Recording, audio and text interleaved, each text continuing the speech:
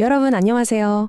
만약에 그 누구도 빼앗아갈 수 없는 부가 있다면 어떠실 것 같으세요? 오늘은 바로 이 진정한 부가 무엇인지 아주 흥미로운 역사 속 이야기로 한번 파헤쳐 보겠습니다. 자, 진정한 부란 과연 뭘까요? 땅처럼 손에 잡히는 걸까요? 아니면 머릿속 생각처럼 보이지 않는 걸까요? 이 근본적인 질문에서 오늘 이야기는 시작됩니다. 시간은 15세기 스페인으로 거슬러 올라갑니다. 우선 한 가지 전략을 이해하려면 그 반대편을 봐야겠죠. 모든 게 고정된 물리적인 것에 기반을 둔 경제, 바로 스페인의 모델부터 살펴보겠습니다. 당시 스페인 경제의 심장부에는 11조라는 아주 특별한 세금이 있었어요. 이건 모든 농산물의 10%를 카톨릭 교회에 바쳐야 하는 의무였죠. 사실 구약 성서까지 거슬러 올라가는 아주 오래된 제도였습니다. 자, 이 시스템이 어떻게 돌아갔냐면요. 농부들이 열심히 일해서 곡물이나 와인 같은 걸 만들면 그중 10%는 무조건 세금으로 교회에 내야 했어요. 그리고 그 돈은 고스란히 교회와 왕실의 주머니로 들어갔죠. 그러니까 나라 경제 전체가 이 땅이라는 한 가지에 완전히 묶여버린 거예요. 물론 이걸로 교회랑 국가는 엄청난 부자가 됐고요. 그런데 이 막대한 부가 어디에 쓰였을까요? 그중 일부는 악명 높은 종교재판소의 자금줄이 되기도 했습니다. 결국 이 땀에 묶인 시스템은 스페인 스스로의 발목을 잡는 족쇄가 되어버렸고 새로운 경제의 흐름을 전혀 따라가지 못하게 만들었죠. 자, 이제 완전히 다른 쪽으로 시선을 돌려보겠습니다. 같은 시기에 전혀 다른 종류의 문제에 부딪혔던 한 집단이 있었습니다. 이 둘을 비교해보면 정말 흥미로운 점을 발견하게 될 겁니다.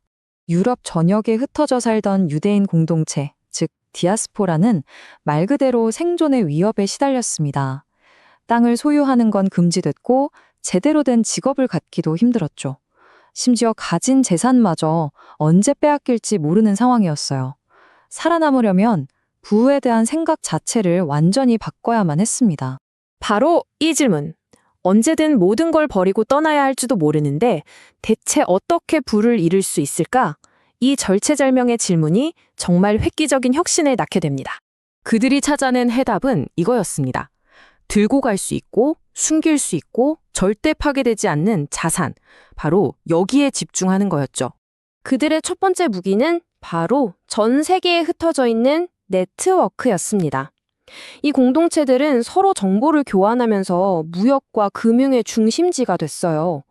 덕분에 심지어 서로 전쟁 중인 국가들 사이에서도 없어서는 안 될 중요한 중개자 역할을 할 수 있었죠. 그리고 두 번째 기둥은 바로 무형 자산입니다. 다른 사람들이 눈에 보이는 땅이나 건물에 집착할 때 이들은 머릿속에 담아갈 수 있는 것에 투자했어요.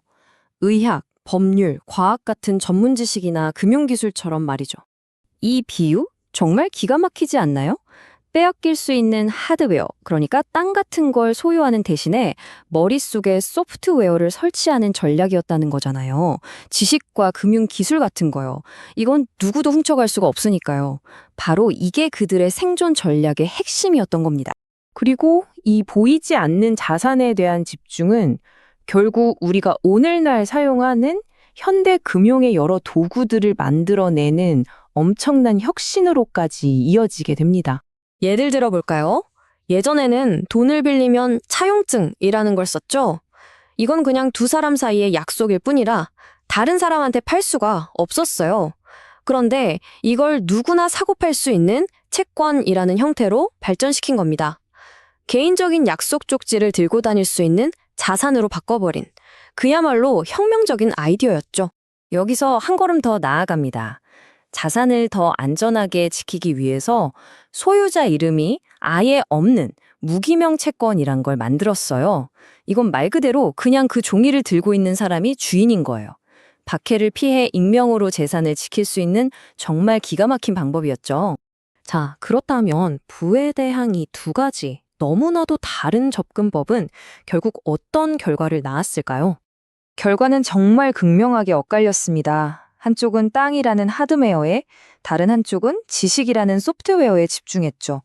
결국 경직된 세금 시스템에 묶여있던 스페인 경제는 서서히 쇠퇴의 길을 걸었고요.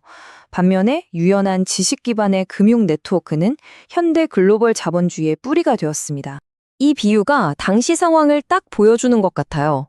다른 나라들은 가벼운 운동복으로 갈아입고 새로운 금융시대를 향해 달려가는데 스페인은 여전히 땅이라는 무거운 갑옷을 입고 있었던 거죠. 당연히 경쟁에서 뒤처질 수밖에요. 이게 단순히 옛날 이야기로만 들리시나요? 절대 그렇지 않습니다. 급변하는 지금 우리 시대에 아주 중요한 통찰을 던져주거든요.